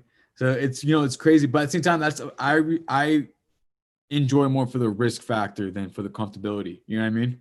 So with that kind of popularity, is that what you consider success Yeah, because you got the for you? attention of both the art world, and the public, and I think the public is like our biggest, you know, uh, how to explain it. We want to be able to make our work appeal to everybody, not just art people. And I think that's something that could be hard to do because I know I struggle making it sometimes, making it for everybody instead of just a specific demographic. And I always push my friends, I'm like, don't think about a specific area or scene, just make artwork that like everyone can enjoy or look at. It doesn't hurt to make it for a specific audience, don't get me wrong, but I always say it's better to get the whole world than just the art world because the whole world is bigger than the art world. Exactly. So I want to really know what's your success story. What it's like when you're older and like and you're thinking, I made it. What's that success story for you? Being happy, you know, I want to I just want a family. I want to have a good art career, and I want to still continue to make art and still be Nicky Draven without Nicky Draven looking the way he does now. You know, I want to be able to push myself as an artist. I mean, hell, by then I might just have a whole other personality or character, you know? And My boy's gonna I be think walking maybe, around with a mask and a cane designed by himself, all woodworked and guess everything. I what? see it. I see it Everyone's gonna give happening. a fuck. It's gonna be fucking awesome too. I think shit, what was the question again? I'm sorry. What's your success story like? What My What do you success see story in the is I future? want to have a piece in a major museum. I want to have a nice, healthy New York City art scene presence, you know. And I love the city to death, man. And obviously, I want to have works in other spots around the world, in state, in city, in a country. But I'm as long as I'm still having work scene and have like a healthy lifestyle, then dude, that's all I want in life, man. You know, I just want to be happy and content. And that's really, you know, I'm content with it now. It's cool. You know, I'm 25, 26 now. It's crazy. And I've done so much already that it My literally boy's the an old sky's the fart. limit. I'm an old son of a bitch now, motherfucker. But, you know, this old son of a bitch has done way more than half you people. Hey man, I mean, to all to each their own, right? You So know who you are. exactly. Keep So talking that shit. so the last question I have for now, Art, and then we're gonna get into the fun stuff of just movies and stuff. What is the common misconception you get for your job that you'd like to call out? As like an art teacher or an artist or Yeah, it could be like what you're doing with the art teaching, or just like I as hate when people like an say arts and artist. crafts. This is not arts and crafts. I'm I said teaching that kids. before. I know. I was like, you fucking trying to rib me? Like, is he saying it to get me tight? Because I was like, why you say it like that? Stop calling it arts and crafts, people. We're not making your bullshit fucking popsicle sticks and glue. No. These kids are making artwork that's more developed and much stronger than most of the professional artists in New York City now. And guess what? That all comes from art teachers like myself, from people at studio, and former art teachers from Joan Mitchell Foundation. You know what I mean? It's like it's a huge misconception. Like it's just no. Arts and crafts is not shown in galleries. These kids' pieces are shown in galleries 3 to 4 times a year. Major galleries, including partnerships with Christie Auction House. So, you know, I'm just Yeah, saying. so I definitely want to apologize for that. I mean, like the way I was thinking of it, I wasn't like trying to, like No, you're good, downgrade it. man. Obviously, yeah, like I'm not trying to like downgrade it or anything. It's just even for me as a kid, that's what it was called for me. Like when I was doing work, I so was it's always like I was you know what always I trained mean? that it's art. This is art, and I was always told this is real artwork. And I think I carry that mentality. I think it's important. I guess also for my kids, it's like for them they may not have the kind. They think, oh, it's just a painting. You know, my mom or someone's gonna throw it out. It's like, no, dude, this is a full painting. And I pushed to get into a lot of gallery shows with my kids' work, and I've been lucky enough to have my kids' work be displayed in certain locations. And arts and crafts isn't displayed in galleries and locations. Yeah, yeah. Artwork is real work. It doesn't matter what age it is or anything. Artwork is artwork. And I Um, think when it comes to when like my professional practice and everything, a common misconception is, oh, he likes to just wear makeup and act like an asshole. No, there's a real art to performance art. There's a real character trait and personality and development that goes into it. What I do is made to enhance the piece that's being displayed, and people are attracted to the personality, the appearance. I then take your attention, smoothly push it to the piece on the wall or the sculpture on the floor. There's a reason to everything I do. And I feel like a lot of people may not understand it, but that's okay because it creates a conversation and it creates a healthy understanding of what I'm doing and what they think I'm doing. And it's not me playing dress up. It's a right. performance. No, It's yeah, it's that I art. know. It's me becoming my artwork on another level while also enhancing the artwork that I produced on the wall or floor. That's really what it is. All right, Yes. so yeah, you definitely covered that. And I Um, got real passionate there. Shit. I yeah, man. mean, yeah, dude, it's crazy. We've Yeah, had so let former me. members. We've gone through I numerous want that. roster changes. But, I want that origin story so everybody knows what Wolfpack is because man, I I mean, always get the questions for them. I always get what's oh, Wolfpack? really? Why do you guys One of call the, one of each other? the, one of the Like fan base, why? right? Get the Yeah. like, comment, subscribe. So the Wolfpack started. I love the story, man. It's so high school. My close friend Dom and I would, and a few other people would always go to Midtown Comics after school, after our design, and was around the time DC launched the new 52, so all the titles got redone, and it was a lot of excitement. So we would all go and get comics every Friday, and we went so often that the manager there one day was like, "Oh, look who it is! Ain't it the Wolfpack?" And I was like, "Oh shit, that's the name. That's gotta be our name." Like, it wasn't like a self-given name, and I thought that was so exciting. I was like, "This is a name that naturally came from somebody else, like that, that they dubbed us." I was like, "Yo, we're the fucking, we're like, yeah, we are like the Wolfpack." And we had it was me, Dom, and Ken, and then there was somebody else. We're not gonna name him. He don't deserve it. And then he left, and then Ken left. So it was just Dom and I. And then Josue came into the picture, and then the three of us were pretty consistent. And then Craig came into the picture, right? Right. And Josue went to culinary school. We didn't see him too much, so he wasn't really around. And then Dom wasn't really around, so it was just Craig and I. Then we got Albert and Gabby came in. They came in as the replacements. Wolfpack and the Replacements. That was our name for a solid minute. For like a year and a half. We didn't just let them in that easy. So then once we made that official, it was the four of them. And then Don came back around, and then we had Josue come back around as well. So we're a nice little 6-piece collective of artists, of culinary chefs, tattoo artists, print design, painting, graphic design, film, and communication illustration design. Yeah. So yes, eventually, I know, because we were already planning, or at least you were trying to plan, the Wolfpack Collective show. Wolfpack Takeover 2020, right? That got totally railroaded because of COVID. So I want you to tell us: is that still going to happen in the future, or is that kind of shelved for the time being? It's shelved for the time being, only because I want to focus on myself as an artist. And it's almost like going solo. But I think you want to do an EP that I know you're working on. So after this, let us know. I have the Wolfpack. Wolfpack's not going anywhere. Wolfpack is fine. We kind of redubbed ourselves as Wolfpack Inc. INK. And nothing's permanently shelved. It's just on the back burner for now. Because I think right now, so during quarantine, we're all doing so much of our own projects. I think it would be a shame if none of us, struck when the iron's hot. So it's waiting on everybody else to come up together. We got to just go with our gut and our own career. And right now, during quarantine, I wrote.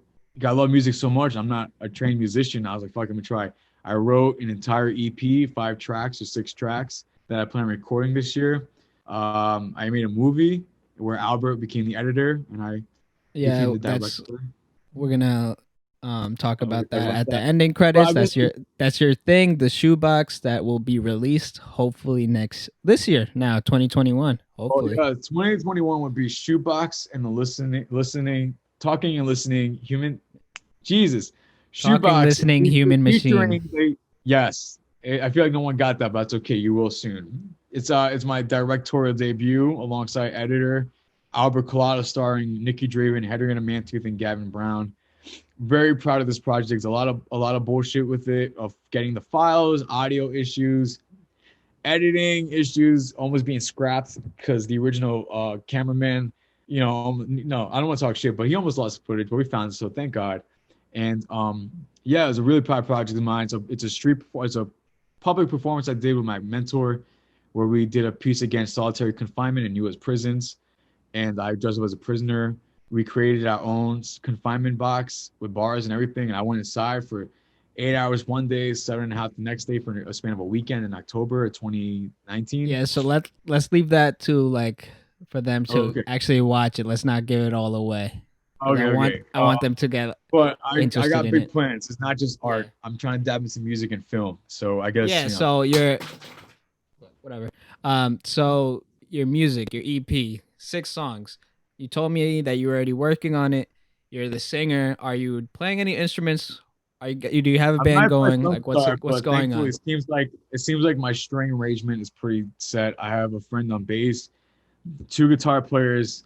Trying to find a drummer, but I'm going to talk to one guitar player about a former drummer he worked with, and I just want to record a nice, easy, fun, hardcore punk record with pop punk influences and glam metal influences, from all my favorite musicians, and just have fun. It's a record of lyrics based on how I felt during quarantine, how I feel about personal issues I have, and I just want to put it out there. I want to have a special record release party where I perform the EP in its entirety.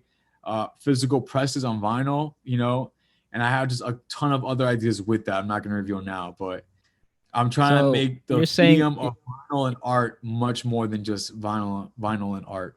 you're definitely so you're saying it here, so it's official, so you have to do it. I'm letting you It's know now. official.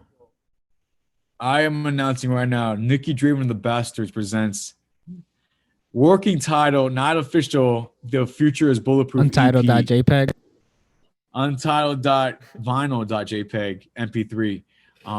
Right now, the working title for the EP is The Future is Bulletproof, based on a lyric from a My Chemical Romance intro. And I also feel like it just spoke a lot to me. It's like the future is bulletproof, because I refuse to let my future be shattered by any way possible or destroyed. And the way I see it, I'm so confident and so excited for like projects and things coming up. That I'm like, dude, this is bulletproof. And that's where it kind of just came together. So I may change it. I don't know. All right. So I'm definitely excited to hear that. You got a lot going on this year, and I'm Oh excited yeah, to and see I'm the everything. front man, by the way. I'm not sure that Oh was no, yeah, clear. I'm sure it is because you are Nicky Draven, so I'm sure you're gonna be the front man. He's not here right now to speak for himself, but I'm a good friend of his and behalf of him. Yes. All right, so let's go down to movies. Any movie recommendations or recent ones you've seen that you digged, hated? Well, Give me I that watched list. Wonder Woman 84 finally, and as much shit as people give it to it, I kind of liked it. It wasn't horrible. I thought it was pretty solid. I haven't seen Soul yet because I'm not ready to get emotional yet, but Soul was a amazing. movie that really was a highlight for my quarantine was The Lighthouse with Robert Pattinson and yes, that guy from Green Goblin. Yeah. Willem Dafoe. Fantastic film, all in black and white. I'm a sucker for a good old fashioned black and white film, especially modern day, specifically modern day black and white film, because I think it looks so beautiful in HD. And very strange film, but very. I mean, I'm not. You won't forget it. I'll tell you that right now. Right. We're not gonna reveal it, but talk about something that was so fitting for 2020 and how that whole timeline literally developed like that movie, but in our Yeah. heads. Yeah, Oh and like my how we're God. reliving. I was like, I am Lighthouse. I am Yeah. Lighthouse. And for those who've seen it, you all know what I mean. And another movie I saw for the first time, Taxi Driver with Robert De Niro by Oh Martin my Scorsese. god, I can't believe this is the first time you're seeing it, man. I That's like one of know. my top 5. Pre-COVID, I was out and about 6 days a week. You know, my Sundays were like for not doing shit or painting or doing art homework. So, fantastic film. I was like, I can't believe it took me so long to watch it. Such a good time. It was very product of its time, and I think that's why I enjoyed it so much. Plus, it was fun to see like New York City look the way it did around areas I usually go by. Yeah, man, Robert De Niro in that fucking role was just like I remember watching it first, like for the first time a few years back, and I was just like, dude, it's It's just intense. the struggle that he went to. Yeah, that scene, man. Oh man, and then just like how dirty and how crazy Grimy. I love that New York grimy was, shit. man. Yeah. That and I love the Joker. Fantastic. Definitely one of my top 5 films of all time. Watched that a few times, and I watched Aliens finally. Yo, cool mask, man. Yeah, I'm trying to see. thank I you, don't really have any dog. Joker shit on here. Oh shit. Got shit falling. But continue. Watched Aliens, the sequel to the Fantastic Alien, which is a good time. Never, get away from her, you bitch. Like I never saw it. I love watching films with people. It just adds to my experience. So luckily for most of the movies I named, I watched it with people. But I watch movies by myself, Oh, I saw Alita Battle Angel. Fucking Oh awesome. yeah, Holy dude. shit, We man. watched that together. What was That that for? movie is like a modern day cult classic because ain't no son of a bitch talking about that movie, and it's fucking Oh man. great. Great actors, It, fantastic CGI. yeah, James Cameron don't play, man. That when that You comes to don't play, man. CGI, yo, he's the best. One movie I was gonna try to watch during quarantine, but I was like, I don't want to watch it. I don't know. I just not into it. It's fucking Avatar.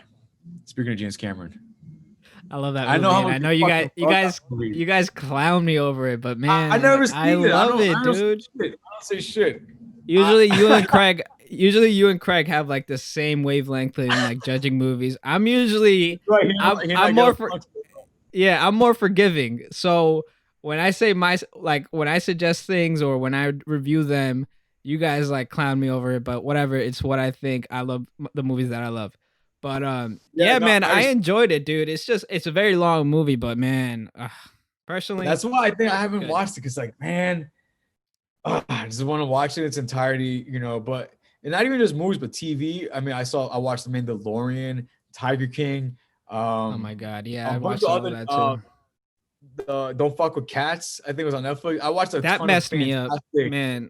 Yeah, that Don't messed me fuck with up though. cats, man. Holy Yeah. shit. What was it the little kid? I'm just a Oh, kid. Gabriel Fernandez. it's That not was a funny, crazy. but yeah, yeah, That's that his one last was name on the intense. podcast. And the one about the football player, Aaron the truck, Hernandez. Aaron Hernandez. Fan, like I watched a lot of great Yo, documentaries and documentaries. a lot of dark things came out though this year, dude. It was just a Yeah, rough. fitting. 2020 was just rough, man. I know that there's this movie that came out. The Devil, Tom Holland, the Devil, and whatever, something like that. That was a great time. Yeah, we watched that together That at your fucking house. kid, man. I hope he gets recognized for more than just being Spider-Man. He could fucking act.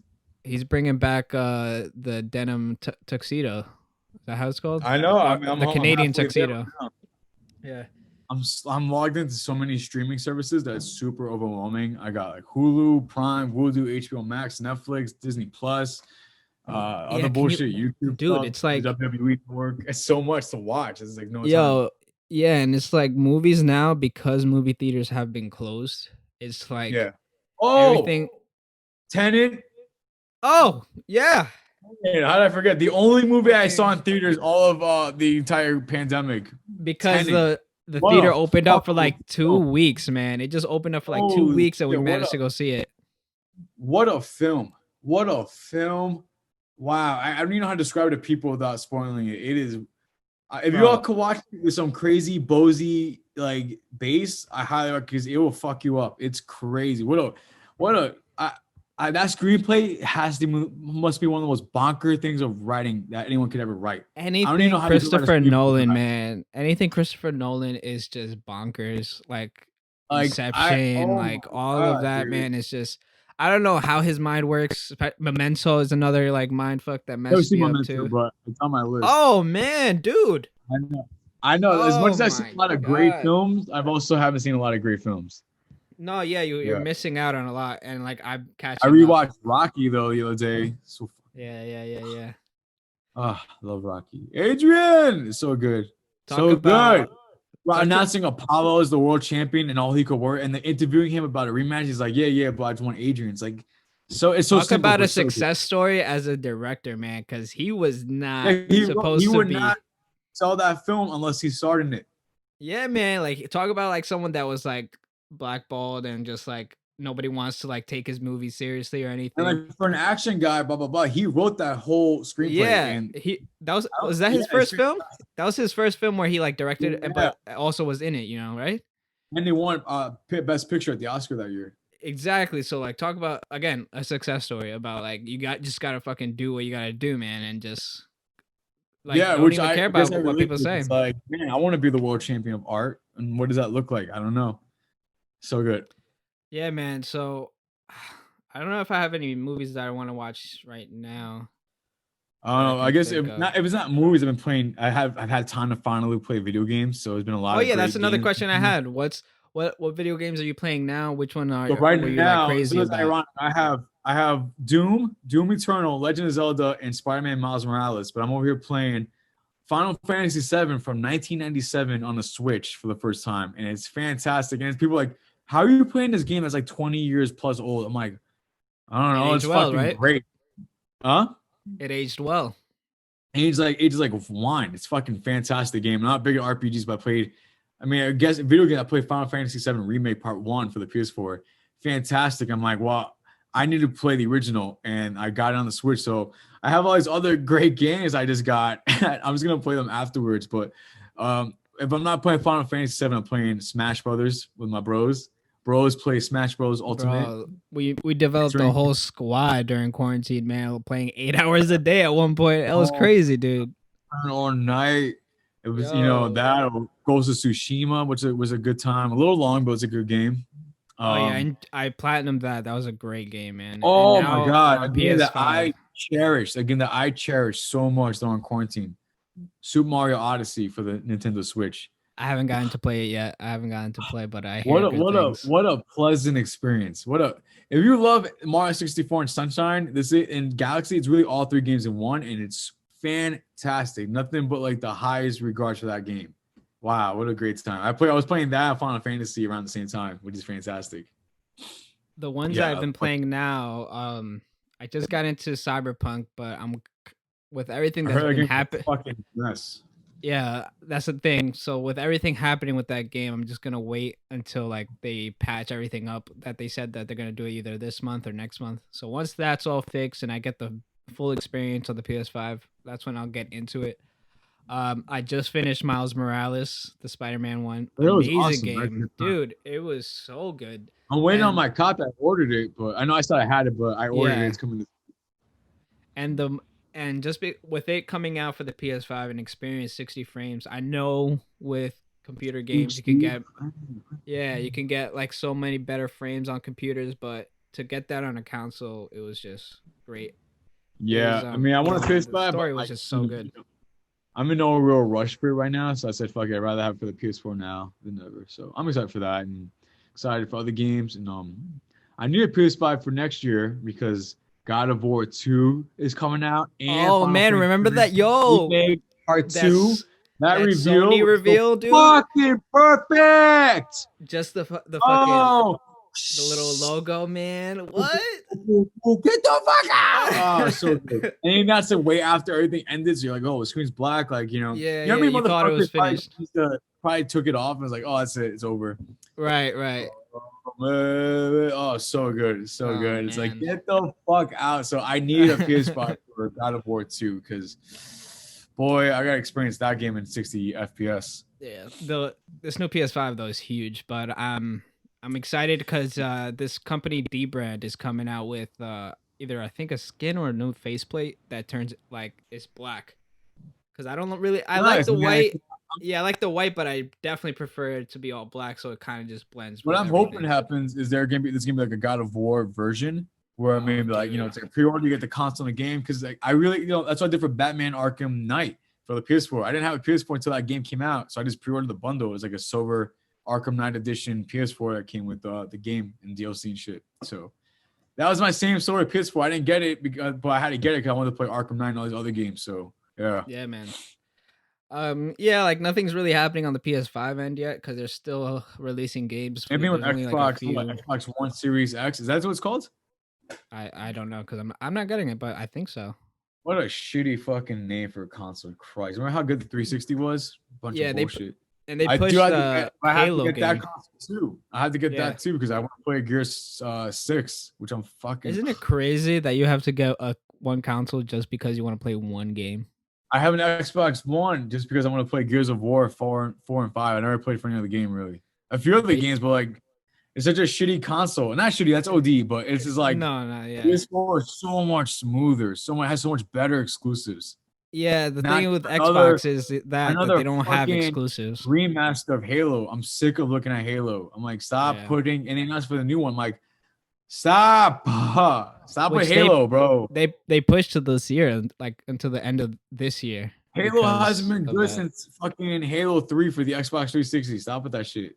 Anyone that Yeah, says they like the new Halo games are lying. my boys Fucking, come here for throats now. I've been coming for throats. I don't give a fuck. Yo, Vans, sponsor me. Vans and Huji. I want Vans to sponsor me because I love checkerboard Vans. And I keep looking over here to the corner, but I have like these Vans pins I got. Yo, I'm trying to think. I mean, I love coffee. I've been working out. I mean, quarantine hasn't been all that bad. I'm gonna be honest. I've made a ton of money. I saved a ton. Been working out, so I lost like fucking 8 pounds, and I feel great. I look the best I've ever looked. that's great, man. I'm enjoying life, man. I'm having a lot of fun, and I'm feeling Yeah, good about 2021 because 2021 is gonna be the year that 2020 took away from me, and I refuse to definitely. let it be otherwise. What was good about at least the quarantine was that people realized that they could definitely have more side hustles than they thought. Whereas since before 2020, or at least the beginning of it, everybody was in that rhythm of 9 to 5, just in doing their mundane kind of everyday thing where now they had to work from home, and now that they realize they have all this time to do stuff. So a lot of side hustles, a lot of side businesses came out of that, which I'm happy for because, I don't think a 9 to 5, it's good for a sustainability kind of thing, but I like to think that people want to do what they love. And Yeah, I'm not and I'm not shutting down a 9 to 5, but some people like us, we want to work off our art, and 9 to 5s aren't our kind of thing. now I feel that. I mean, it's everyone's gonna adapt to like what their preference is, and that's what I'm at right now. I'm teaching. I got some other art stuff, and I'm thank God. I mean, I guess I'm doing pretty damn good. Where people are like asking me or offering me positions, so that's cool. And so I'm just trying to do what I gotta do. I just want to make more money. I just want to push and be the best I can. And I want to like look back at this period of time and say I didn't waste my 20s doing jack shit. You know what I mean? I was Right. preparing in my 20s for the career I have in my 30s or late 20s or even now. Like I have a great career. Don't get me wrong, but I could really only go up from here. And I'm so proud of like where I've come in just like the last 10 years alone. Definitely, man. Well, Coming over, listen. I'm coming to fucking take over this bitch. So, give me your pluggables. What do you want people to Yo, reach out to follow you me on to? the Instagram. Follow me on the Instagram at Nicky Draven. Okay, no, I restarted. Let me restart that. Follow me on the Just getting Instagram set at up. NICKY_Draven_. I fucked that up again, didn't I? Yeah. Can we edit this part? No, we're not. This is all unedited, baby. This is all raw. What? Okay, Yeah, okay. we're not editing anything out. So you gotta, Nicky_Draven_ NICKY_DRAVEN_ Instagram.com. ladies and And gentlemen, we're my gonna put it under the description of the video. So this yeah, guy follow me, messing man. up. I post Yeah. all kinds of shit that I'm up to art wise. I've really changed it to be less personal life stuff to more artwork. And like, I got published in 2 books in the last year. I've had shows, I've had other stuff, and all that is being published on there. Working on my website right now, so more to come with that. But a lot of my announcements come on Instagram. And in my bio, I have a link to my online shop, tpublic.com/Nicky Draven. Got a bunch of cool shit. I got baby onesies. I got phone cases. I got stickers, motherfucking t-shirts, hoodies, pillowcases, all my artwork. More to come with that as well. And yeah, there's a lot to come. I got a movie coming out. I have an EP, and I have other art stuff coming out. So it's gonna be a good time. All right, man. Well, we'll hope to see you soon. We're definitely gonna have you back because Oh man, it's fun. I It's heard Nicky fun. Draven maybe wants to do like a Halloween special. Wink, wink, nudge, nudge. Yo, maybe. Why not? Right? In-person Halloween special with an audience Q&A. That'd be kind of crazy. What? Yeah. We Hopefully fucking in rap as person hell. after all the vaccines are taken, right? We'll make that shit in person. We'll figure something Yeah. out. Featuring Albert dressed as David Bowie or the Naked Cowboy. We'll see. We'll figure it out, man. All right, buddy. Yeah. All right, man. We No good to risk, go? no reward, baby. Hashtag Too shoebox. sweet. Let's fucking Too get sweet, it. baby. Let's do it.